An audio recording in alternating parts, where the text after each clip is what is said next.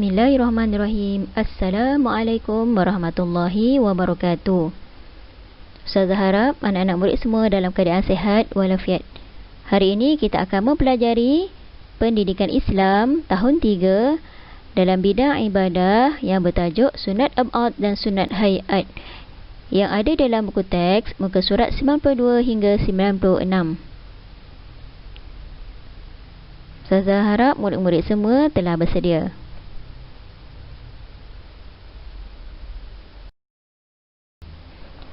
Baik murid-murid, apakah sunat ab'ad dan sunat hayat? Sunat ab'ad dan sunat hayat ini adalah merupakan perkara-perkara sunat di dalam solat. Baik, Ustazah akan terangkan berkaitan dengan sunat ab'ad dahulu. Apa itu sunat ab'ad? Sunat ab'ad ialah amalan sunat yang amat dituntut. Jika kita tinggalkan, kita perlu ganti dengan sujud sahwi.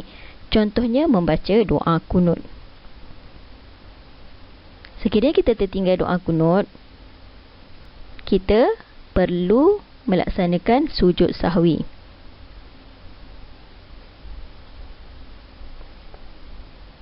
Okey, apa pula sunat hayat? Sunat hayat ialah amalan sunat yang dituntut. Jika kita tinggalkan, kita tidak perlu ganti dengan sujud sahwi. Contohnya, membaca doa iftitah. Sekiranya kita tidak baca doa iftitah, tidak mengapa. Tidak perlu kita ganti dengan sujud sahwi. Okey, solat kita sah.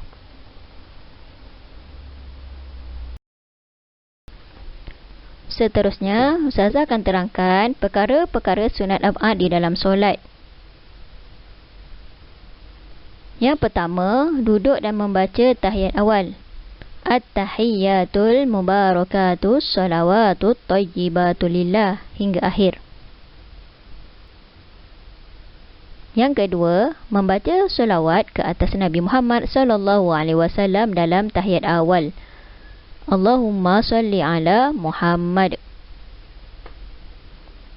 Yang ketiga, membaca selawat ke atas keluarga Nabi Muhammad SAW dalam tahiyat akhir.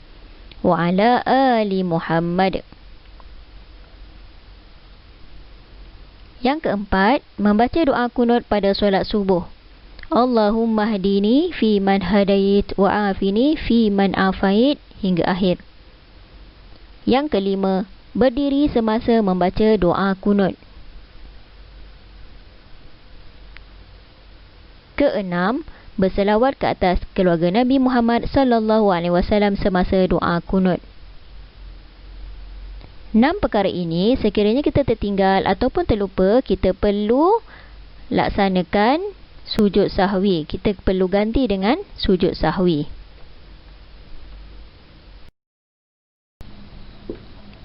Seterusnya, Ustazah akan terangkan perkara-perkara sunat hayat di dalam solat. Sunat hayat di dalam solat terbahagi kepada 2. Pertama, perbuatan. Yang kedua, bacaan atau perkataan. Ustazah akan terangkan sunat hayat perbuatan dahulu. Apa perbuatan di dalam solat? Iaitu pergerakan kita semasa solat. Di sini terdapat 6 perkara. Yang pertama, mengangkat kedua-dua tangan ketika takbiratul ihram, i'tidal dan bangun selepas tahiyat awal. Yang kedua, meletakkan tangan kanan di atas bahagian tangan kiri ketika berdiri. Yang ketiga, melihat ke tempat sujud. Yang keempat, duduk iftirash dan duduk tawarruk.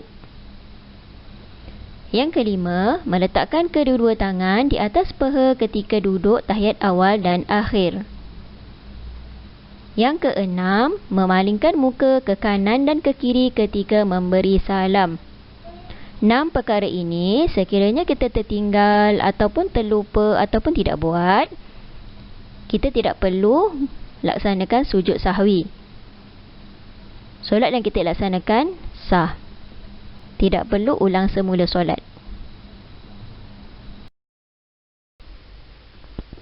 Sebentar tadi Ustazah ada sebut tentang duduk iftirash dan duduk tawarruk. Cuba perhatikan gambar ini. Apa itu duduk iftirash? Duduk iftirash ialah duduk tasyahud awal ataupun duduk tahiyat awal. Cuba perhatikan gambar. Okey, bagaimana keadaan kaki duduk iftirash? Duduk iftirash ialah tapak kaki kiri kita duduk dan tapak kaki kanan kita tegakkan. Apa itu duduk tawarruk? Duduk tawarruk ialah duduk tasyahud akhir ataupun duduk tahiyat akhir. Okey, cuba tengok gambar. Keadaan kakinya, kita kena majukan kaki kiri dan kita tegakkan kaki kanan. Biasa tak murid-murid buat? Okey. Sekiranya murid-murid sebelum ni tidak buat ataupun tersalah buat, okey, murid-murid boleh betulkan cara yang betul duduk iftirash dan duduk tawarruk. Seterusnya, Ustazah akan terangkan sunat-sunat hayat yang berkaitan dengan bacaan ataupun perkataan. Di sini terdapat 10 perkara berkaitan dengan sunat hayat bacaan. Yang pertama, melafazkan takbirul intiqalat. Apa itu takbir intiqalat? Iaitu takbir yang mengiringi setiap perpindahan perbuatan di dalam solat. Contohnya, ketika kita rukuk, kita sebut Allahu Akbar. Ketika kita bangun daripada rukuk, kita sebut Allahu Akbar. Yang kedua, membaca isti'azah sebelum membaca surah Al-Fatihah. A'udzu billahi minasyaitonir rajim. Dan menyebut amin selepas membaca surah Al-Fatihah. Yang ketiga, membaca doa iftitah. Allahu Akbar kabira walhamdulillahi katsira hingga akhir. Yang keempat, membaca surah selepas membaca Al-Fatihah pada rakaat pertama dan kedua. Yang kelima, menyaringkan suara pada bacaan Al-Fatihah dan surah pada rakaat pertama dan kedua ketika solat subuh, maghrib, isyak dan solat Jumaat. 5 perkara ini sekiranya kita terlupa ataupun kita tertinggal ataupun kita tak buat, tidak mengapa. Kita tidak perlu ganti dengan sujud sahwi. Okey.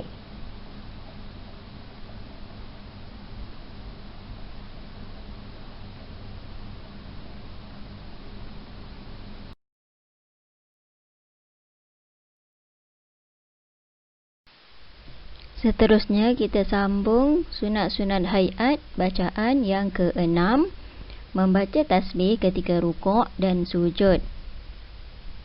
Bacaan rukuk, Subhana rabbiyal azimi wa bihamdi. Bacaan sujud, Subhana rabbiyal a'la wa bihamdi. Yang ke-7, membaca Sami'allahu liman hamidah. Rabbana lakal hamd ketika bangun daripada rukuk. Yang ke-8, membaca doa ketika duduk antara dua sujud. Rabbighfirli warhamni wajburni warfa'ni warzuqni wahdini wa'afini wa'fu anni. Yang ke-9, membaca solawat Ibrahimiyah. Macam mana solawat Ibrahimiyah? Ia dibaca ketika tahiyat akhir. Allahumma salli ala Sayyidina Muhammad wa ala ali Sayyidina Muhammad kama sallaita ala Ibrahim wa ala ali Ibrahim wa barik ala Muhammad wa ala ali Muhammad kama barakta ala Ibrahim wa ala ali Ibrahim fil alamin innaka Hamidum Majid. Yang ke-10, memberi salam yang kedua. Semua perkara ini sekiranya kita terlupa ataupun tertinggal ataupun tidak buat, tidak mengapa, kita tidak perlu ganti dengan sujud sahwi. Okey murid-murid, Ustazah harap boleh faham atas penerangan yang Ustazah berikan ini. Seterusnya, kita akan mempelajari cara bacaan sujud sahwi. Murid-murid ingat lagi tak? Apakah sunat-sunat ab'ad sekiranya kita tertinggal, kita perlu lakukan sujud sahwi? Tak ingat? Baik, murid-murid boleh menonton sekali lagi video ini ataupun murid-murid boleh tengok di dalam buku teks. Baik, mari kita sama-sama membaca sujud sahwi. Subhana man la yanamu wa la yashu. Murid-murid boleh ikut. Subhana man la yanamu wa la yashu. Kita baca sebanyak 3 kali. Subhana man la yanamu wa la yashu. Apa maksudnya? Maha suci Allah yang tidak tidur dan tidak lupa. Bagaimana cara sujud sahwi? Okey. Lihat gambar ini ada 6 langkah. Ataupun murid-murid nanti boleh tengok di dalam buku teks. Yang pertama, murid duduk secara iftirash membaca tahiyat akhir. Yang kedua, sujud membaca Subhana man la yanamu wa la yashu sebanyak 3 kali. Kemudian yang ketiga, duduk antara 2 sujud. Tidak perlu membaca apa-apa. Kemudian langkah keempat, sujud yang kedua, membaca Subhana man la yanamu wa la yashu sebanyak 3 kali. Langkah yang kelima, duduk tawarruk ataupun duduk tahiyat akhir. Kemudian terus salam.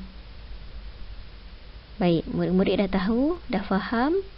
Sekiranya selepas ini murid-murid ada tertinggal salah satu daripada sunat ab'ad, murid-murid boleh lakukan sujud sahwi dengan betul, insya-Allah. Kesimpulan pembelajaran kita hari ini berkaitan dengan sunat ab'ad dan sunat hayat ialah sunat ab'ad terdapat 6 perkara. Sekiranya kita tertinggal ataupun terlupa, kita perlu lakukan sujud sahwi. Manakala sunat hayat terbahagi kepada sunat hayat perbuatan dan sunat hayat bacaan ataupun perkataan. Perbuatan terdapat 6 perkara, manakala bacaan terdapat 10 perkara. Sekiranya kita tertinggal ataupun terlupa, kita tidak perlu lakukan sujud sahwi. Untuk akhirnya, Ustazah ucapkan syabas dan tahniah kepada murid-murid yang berjaya mengikuti pembelajaran kita hari ini. Seterusnya, selepas murid-murid menonton video ini, murid-murid boleh buat nota petaminda. Ustazah doakan murid-murid sentiasa bersemangat untuk mengulang kaji pelajaran di rumah.